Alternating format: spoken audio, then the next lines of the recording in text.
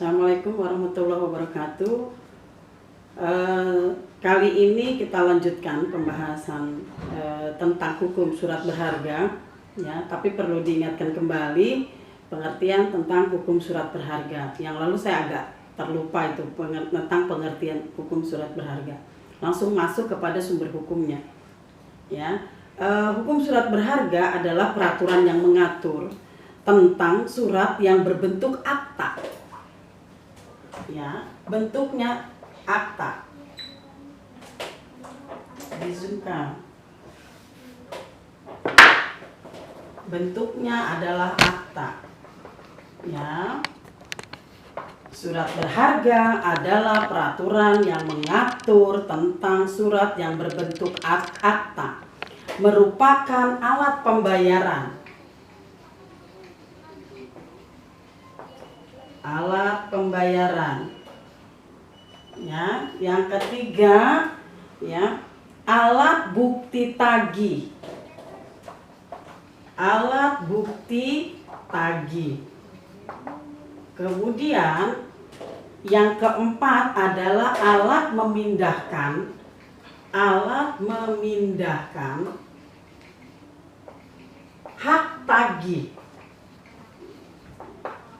Ya, berbentuk akta. Jangan lupa bahwa di dalam hukum surat berharga, kita nanti diulangi lagi, ya, definisinya peraturan yang mengatur tentang surat yang berbentuk akta, merupakan alat pembayaran, alat bukti tagih, dan alat memindahkan hak tagih. Sekarang kita coba urai satu persatu dari pemahaman ini untuk sekedar refresh ke dalam mata kuliah hukum perdata. Misalnya bentuk akta, ya, bentuk akta. Seperti yang kita ketahui bersama bahwa akta itu terdiri dari dua, yaitu akta otentik dan akta di bawah tangan. Ya, ada dua jenis akta. Nah, untuk surat berharga bisa dikatakan bahwa, ya, keduanya bisa saja terjadi, bisa bentuk hak akta otentik dan bisa aja berbentuk akta di bawah tangan. Yang dimaksud dengan akta otentik adalah sebuah akta yang dibuat oleh pejabat yang berwenang. Ya, misalnya sertifikat tanah itu akta otentik, akta yang dibuat oleh pejabat yang berwenang. Kalau surat berharga bentuknya misalnya saham. Saham itu akta otentik karena dibuat oleh yang berwenang. Yang berwenangnya siapa? Sebuah perseroan yang menerbitkan saham itu. Kemudian ada akta di bawah tangan. Ini hanya dibuat oleh para pihak. Ya, cek misalnya. Cek itu adalah contoh bentuk akta di bawah tangan pada surat berharga karena dibuat atas kesepakatan para pihak. Ya, walaupun bentuknya itu baku ditentukan oleh lembaga penerbitnya. Ya. Kemudian alat pembayaran. Ya, sebagai alat pembayaran non tunai. Ingat, alat pembayaran non tunai. Kemudian alat bukti tagih karena dibayar dengan sebuah surat, maka kemudian ditagihkan ke bank tertentu untuk dicairkan. Maka disebut alat bukti tagih bahwa dia mempunyai hak menagih atas suatu pembayaran tertentu. Kemudian alat yang memindahkan hak tagih. Bisa jadi sebuah surat berharga itu kemudian berpindah tangan pada pihak berikutnya. Pihak kedua dan pihak ketiga yang memindahkan hak tagih itu kepada yang lainnya. Karena misalnya begini, sebuah perusahaan membayar saya untuk suatu jasa tertentu menggunakan cek. Ya, saya tidak segera mencairkan, jadi tidak menggunakan bukti tagih saya. Tapi cek itu saya gunakan untuk membayar transaksi saya pada pihak lain. Nah, pihak itu kemudian baru mencairkan pada bank penerbit. Nah, itu disebut yang ketiga, yang keempat ini, alat memindahkan hak tagih. Ya, oke. Karena memang kita kenal juga pada pengantar ilmu ekonomi bahwa uang itu bisa dalam bentuk uang kartal dan uang giral. Ya, kalau secara ekonomi begitu. Nah, di dalam perspektif hukum kita pada surat berharga ini masuk ke dalam jenis uang giral. Ya, uang kartal adalah uang mata uang yang kita kenal, ya. Biasa uang tunai itu uang kartal. Nah, uang giral adalah bentuk-bentuk surat berharga. Nah, setelah tahu definisinya sehingga bisa melihat pada sisi hukumnya bahwa bentuk-bentuk surat berharga itu ada peraturan-peraturan yang menjadi dasar penerbitannya. Walaupun kemudian digunakan pada transaksi-transaksi ekonomi, ya. Nah, masuk kepada pembahasan legitimasi, ya. Legitimasi di dalam hukum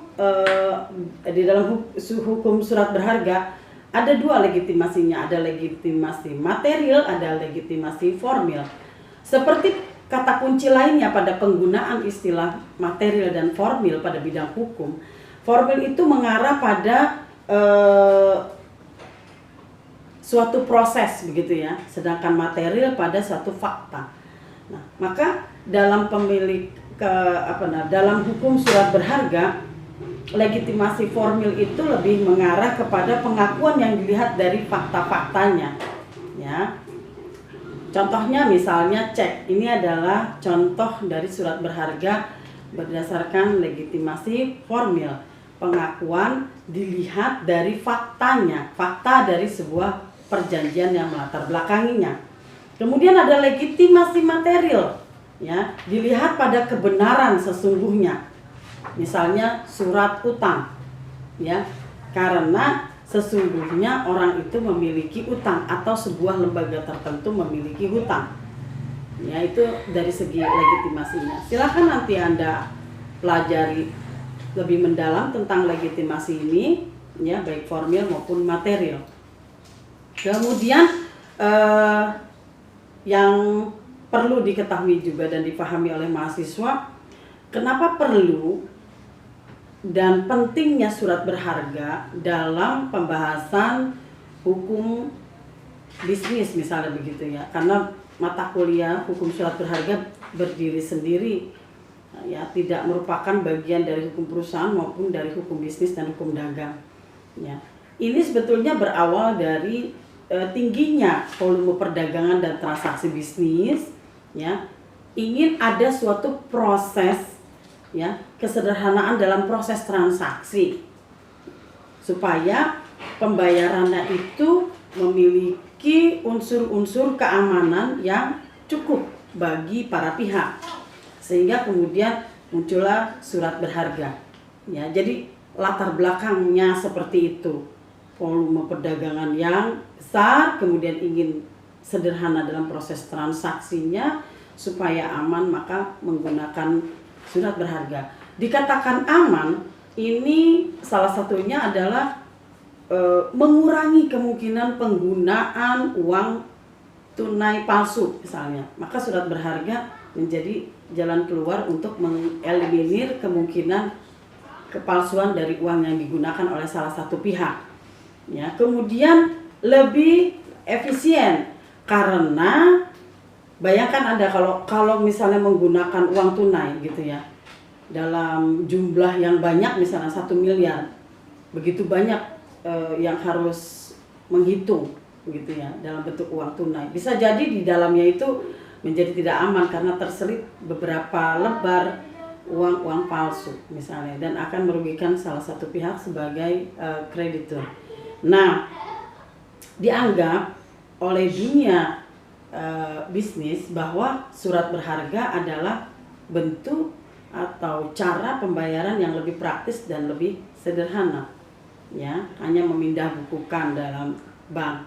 Nah, itu menjadi latar belakang kenapa surat berharga diperlukan aturan-aturan yang menjadi bagian dari yang penting, ya, supaya tidak terjadi penyalahgunaan surat berharga sehingga merugikan salah satu pihak. Nah, kemudian kita masuk ke dalam jenis-jenis surat berharga, ya. Apabila nanti Anda membahas tentang jenis-jenis surat berharga, maka kita nanti akan masuk ke contoh-contoh surat berharga, karena ada surat berharga dan ada surat yang mempunyai harga. Apa bedanya antara keduanya dan apa contohnya, nanti kita akan lanjutkan pada pembahasan berikutnya.